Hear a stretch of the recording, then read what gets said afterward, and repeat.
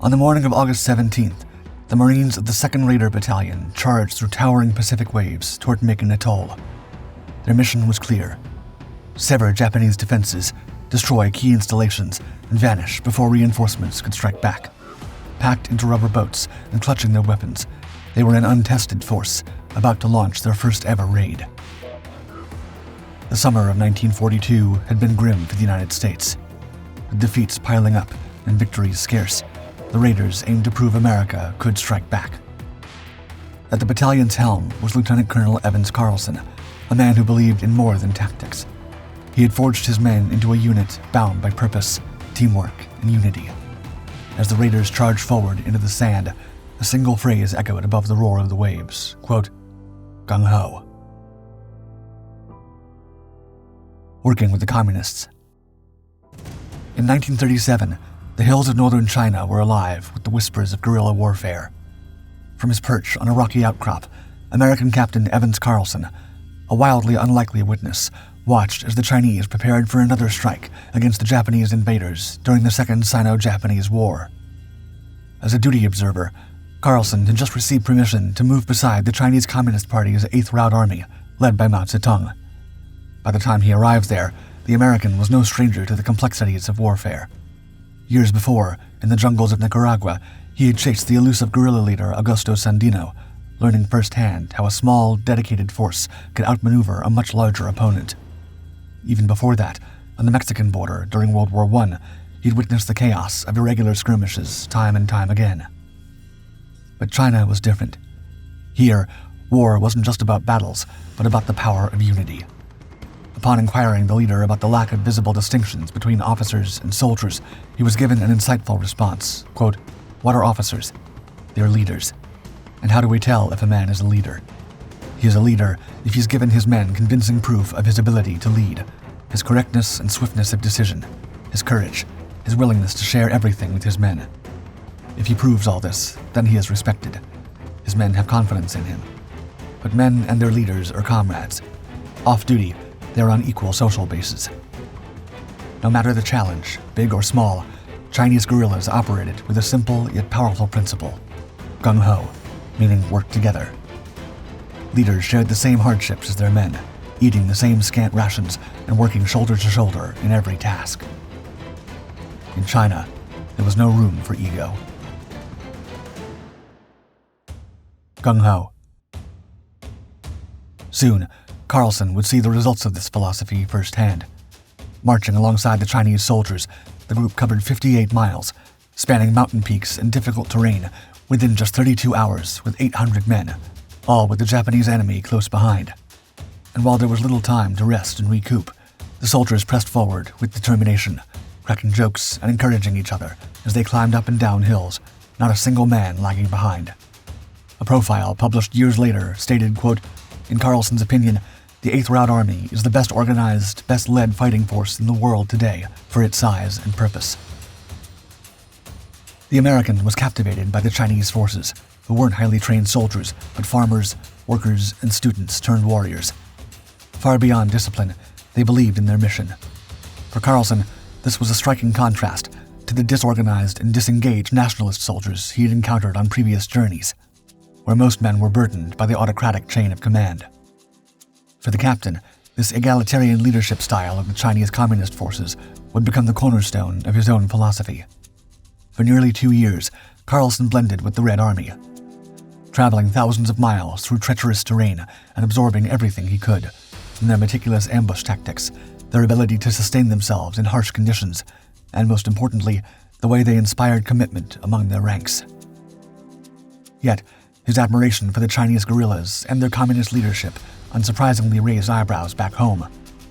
To his superiors, he was becoming too much of a maverick by challenging the rigid hierarchies of the Marine Corps, and in 1939, Carlson made a bold decision and resigned. In the meantime, Evans Carlson penned 2 books about China, slowly coming to believe that U.S. war with Japan was inevitable.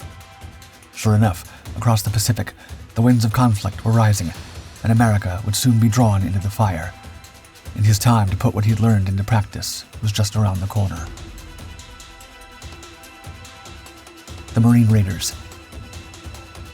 The early months of 1942 were marked by a series of demoralizing defeats for the United States. For one, Pearl Harbor lay in ruins, a powerful and very public reminder of the Navy's vulnerability, once believed to be invincible. Across the Pacific, Japan advanced with devastating efficiency, cornering American and Filipino forces on the Bataan Peninsula, while over on Wake Island, a small Marine garrison fought bravely but was eventually overrun. Soon, grim headlines filled newspapers worldwide, each one more demoralizing than the last. It was clear that America needed more than just a victory. It needed a way to strike back. In February, President Roosevelt called for bold action, and inspired by the successes of British commandos, military leaders proposed the creation of an elite force capable of swift, targeted raids against enemy positions. This vision gave rise to the establishment of the United States Marine Raiders. The first battalions took shape quickly, and raiders were given the best of the Marines' equipment, with the leaders getting the pick of the litter from available volunteers. Lieutenant Colonel Merritt Red Mike Edson was tapped to lead the 1st Raider Battalion. Soon after, the now Lieutenant Colonel Evans Carlson, who had rejoined the Marine Corps following the December 1941 attacks, was chosen to command the 2nd Raider Battalion. Despite being disliked by the most rigid superiors, his unorthodox ideas and deep understanding of guerrilla warfare made him a natural fit for this vastly experimental unit. His close ties to President Roosevelt's son, Captain James Roosevelt, who would become his second-in-command, solidified his position. Diamonds in the rough. Recruitment came first. Out of the more than 3,000 Marines who volunteered to serve under Carlson, only 1,000 were selected to train for the unconventional operations awaiting them in the Pacific. Though many Marine officers were skeptical of Carlson's unorthodox approach, he had the backing of President Roosevelt, whose support lent credibility to the bold initiative. Before being selected, each candidate faced a personal interview, conducted by the lieutenant colonel or one of his officers, and the selection process didn't shy away from unconventional choices, often taking in men others viewed with suspicion, like battle-hardened American veterans of the Spanish Civil War. For Carlson, physical toughness and a desire for action were secondary. Instead, he prioritized men with a strong drive to fight. Even if their motivations needed refinement, he believed the right reasons could be taught later. During training, the Red Army was present all over Lieutenant Colonel Carlson's leadership style, where every soldier had a voice in decision-making, and officers earned their privileges through action rather than rank alone. As Major John T. Hoffman explained, the 2nd Raider Battalion was, quote, an unconventional military philosophy that was an admixture of Chinese culture, communist egalitarianism, and New England town hall democracy. Carlson emphasized mutual respect, self-discipline, physical and mental agility, and open discussions through his Friday night forums on ethics and strategy. According to the Lieutenant Colonel himself, quote, I was trying to build up the same sort of working spirit I'd seen in China, where all the soldiers dedicated themselves to one idea and worked together to put that idea over. I told the boys about it again and again. I told them of the motto of the Chinese cooperatives, Gung Ho. It means work together, work in harmony. The motto quickly became central to the identity of Carlson's men, who proudly called themselves the Gung Ho Battalion, or Carlson's Raiders. Carlson even designed a field jacket to replace the bulky standard issue pack, which the men named the Gung Ho jacket. The phrase was a catch-all term, from long combat knives to hunting jackets, meetings in the field, and even their camp on Espiritu Santo, which they christened Camp Gung Ho. More than just a leadership style, Carlson reimagined the traditional rifle squad structure, moving away from the standard 8 Marines per squad format and drawing inspiration from the Chinese. He created 10-man squads, each led by a squad leader, and divided into 3 fire teams of 3 Marines each. With Carlson at the helm, the 2nd Raider Battalion was ready to take on the challenges ahead. Makin Atoll. After months of rigorous training and preparation, the 2nd Marine Raider Battalion, or Carlson's Raiders, was ready for its first major mission in August 1942, as Allied forces launched the first major ground offensive in the Pacific at Guadalcanal. To divert Japanese attention and resources, the Raiders were tasked with a daring raid on Makin Atoll, a small but strategically significant outpost in the Gilbert Islands. In the early hours of August 17, 1942, Packed tightly aboard the submarines USS Argonaut and USS Nautilus, the Gung Ho men prepared to launch their audacious raid. The raiders had already spent 9 days confined in the cramped quarters, but were ready to disrupt Japanese operations, destroy installations, and divert attention from the Allied landings in the Solomon Islands. Emerging onto the submarine decks, the raiders were immediately met by towering Pacific swells, the waves tossing their small motorized rubber boats like leaves. As the men loaded their gear, engines sputtered, and several vessels were rendered useless, forcing some to paddle through the churning waters toward the distant shore. Once ashore, the raiders blended into the undergrowth as they closed in on the government house, suspected to be a Japanese command center. Carlson and his men advanced in short bursts, weaving through palm trees and mangroves, but once there, the building was eerily empty. However, this quiet didn't last long. Moments later, a single thunderous shot shattered the morning stillness, igniting an intense firefight across the island. Carlson's Raider Band. In the midst of a powerful cacophony of fire, the raiders pressed forward, yelling Gung Ho at the top of their lungs as they engaged in skirmishes and close encounters with the Japanese defenders, which cleverly used the dense jungle and native huts as cover. Despite suffering losses, the Americans targeted trucks, installations, and enemy strongpoints, using grenades, submachine guns, and rifles to clear the way. As night fell, the raiders consolidated their position near the beach, preparing for extraction.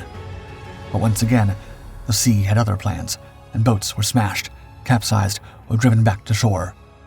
Some of the Marines even decided to swim alongside their boats, desperately pushing them toward the surf. Hours dragged on as small groups battled the waves to reach the submarine, while others, stranded on the beach and low on ammunition, were nervously preparing for a Japanese counterattack. Thankfully, by dawn, the submarines returned in calmer waters, rescuing the exhausted but surviving raiders. When Carlson's raiders returned to Hawaii, they were greeted as heroes. Their mission had succeeded in destroying enemy installations, taking down Japanese forces, and capturing valuable intelligence, proving their unorthodox training had given way to a powerful ability to strike swiftly and effectively in the Pacific theater during a time when victories were few and far between.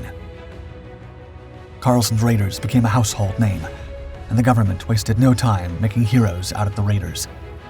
On August 28, 1942, newspaper The Detroit Times announced that the United States 2nd Marine Raider Battalion would receive its own official battle song, part of which read, quote, "They were gathered from near and were gathered from far.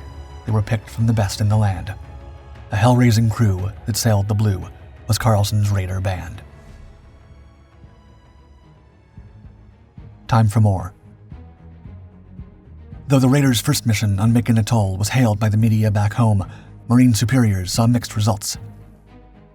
To them, the mission failed to divert Japanese attention from the Solomon Islands. Despite these concerns, Carlson retained the support of the Marine commanders. In November, the raiders faced a new test on Guadalcanal.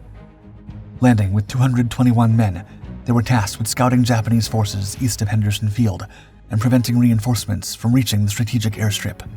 When 1,500 Japanese troops slipped past American lines, the Marines were given a critical new mission: clear a nearly 20-mile stretch of dense jungle to sever the enemy's retreat.